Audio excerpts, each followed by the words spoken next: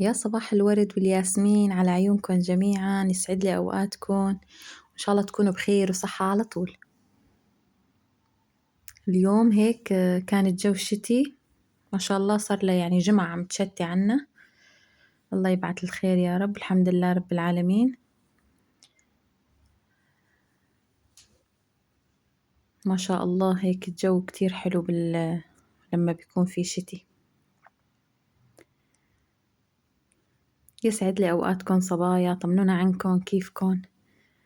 بدي أشكركم كتير على تعليقاتكم وعلى اللايكات الحلوة، وعلى المشتركين الجدد بدي أرحب فيهم كتير. بدي أقول لهم نورتوا القناة وأهلا وسهلا فيكم. هون بلشنا بالقهوة، نشرب قهوتنا على رواق كرمال نعرف شو بدنا نشتغل. منقول بسم الله ونتوكل على رب العالمين ومنبلش نهارنا.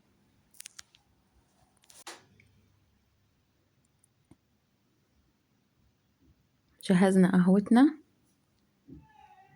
نشرب القهوة على رواق ونشوف شو بدنا نشتغل اليوم.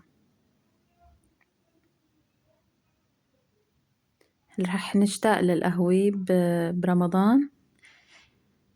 اللهم بلغنا رمضان لا فاقدين ولا مفقودين يا رب العالمين.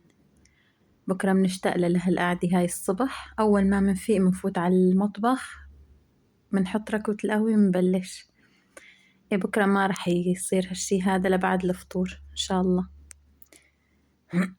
هون كمان قبل ما بلش شغلي كان أبو عهد جايب لي هاي الوردة كتير حلوة الصراحة.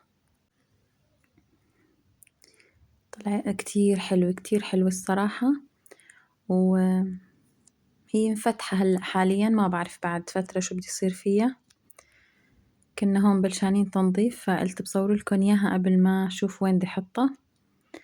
طلعت كتير منظرها بجنن، واللون أول مرة بيكون عندي هذا اللون من الورد. هون فهد عم بيساعدني، كان قال بده هو بيمسح الطاولات بس. المهم نظفنا وخلصنا تنظيف. أنا قبل بيوم كنت عاملة قسم من الورق العريش، وهاي التبلي بقيت من قبل بنهار. حطيتهم بالبراد، والورق العريش كمان نقعتهم مي سخنة لبين ما خلصت شغلي. وقلت كمان برجع بلفون بكفي يعني تفريز. أنا فرزت دفعة قبل بيوم ورجعت فرزتهم تاني يوم، يعني كفيتهم لأنه بياخدوا وقت الصراحة. وأنا جبت كمية يعني كيليين ورقة عريش بس، فطلعوا كمية منيحة والله الصراحة الحمد لله. هون لفيتهم والله، قعدت عليهم وقت لحالي لأنه وشفت الواحد بيقوم بيشتغل شغلة تاني وبشوف يعني هيك الولاد أو هيك بيرجع كمان بشو بكفيهم. المهم خلصت شغلي فقلت وقت الطبخ وهيك بدنا نشوف الجلي. حطيت الجلي من الجلاية، شلته فورا وحطيته بالجرارات بدروجي طبعا كرمال حط مكانهم يعني، وأعرف شو بدي أشتغل وشو بدي نظم وشو بدي أطبخ. بعد لف الورق العريش كمان في لازم يكون في طبخة يعني. كمان هون حطيت الأغراض اللي طلعت معنا، قهوة وكاسات هيك حليب للولاد. المهم اللي طلعوا حطيتهم بالجلاي كرمال يخف علي أغراض بالمطبخ، وبشوف شو بدي أشتغل. بتساعد كتير الصراحة الجلاي، بتساعد كتير والله. أنا ما كنت مقتنعة فيه أول شي، بس جربتها يعني مشي حالة الحمد لله، ما عاد فيني أستغني عنه. المهم ضبيت المطبخ جنبي والجلي وبلشت بالطبخة. عملت لهم مرقة فاصوليا بدون لحمة، يعني هالمرة عملتها على السريع لأنه إذا بدي طالع اللحمة وفكها وبدها وقت، ونحن مشتهين هاي الأكلة صرنا زمان ما عملناها والله. وعملنا جمبرز.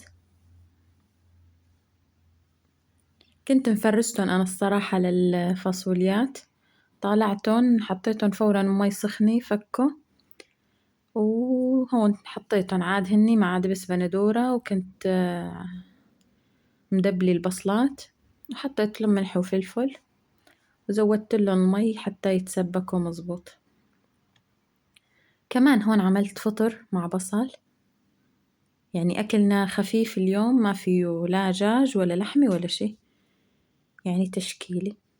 جاينا رمضان هاي الأكلات بكرة ما بجوز ما يعني ما بيقبلوا إنه نعمل اليوم فطر أو شي، بيقولوا لك بدنا لأ، بدنا سلطة وبدنا بده يكون دجاج فإجباري هيك أكلات. والفطر ما فيه يطول بالبراد أكتر من هيك.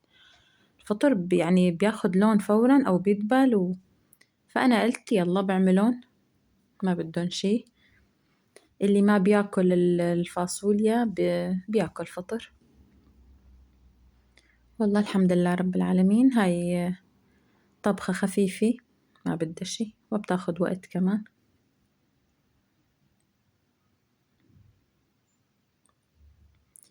ما قلتولي انتو شو فرستوا، شو عملتوا تحضيرات، شو جبتوا لرمضان، يعني شو التجهيزات اللي صارت معكن؟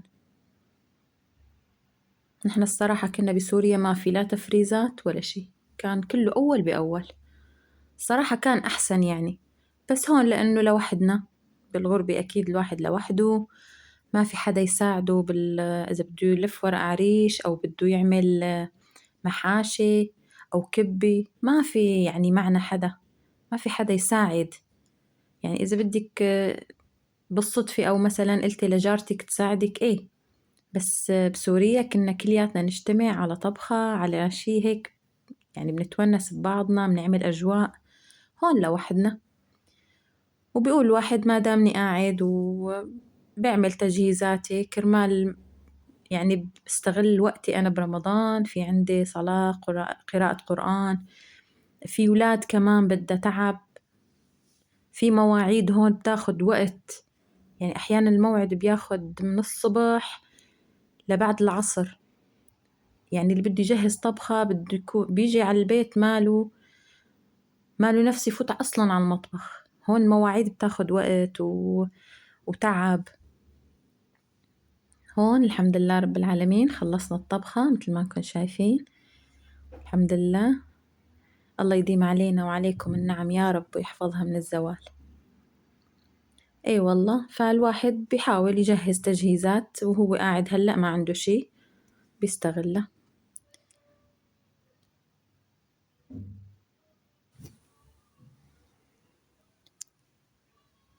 اي والله يا صبايا، ولهون بيكون خلص الفيديو. بدي اشكركن كتير على تعليقاتكن ولايكاتكن الحلوة.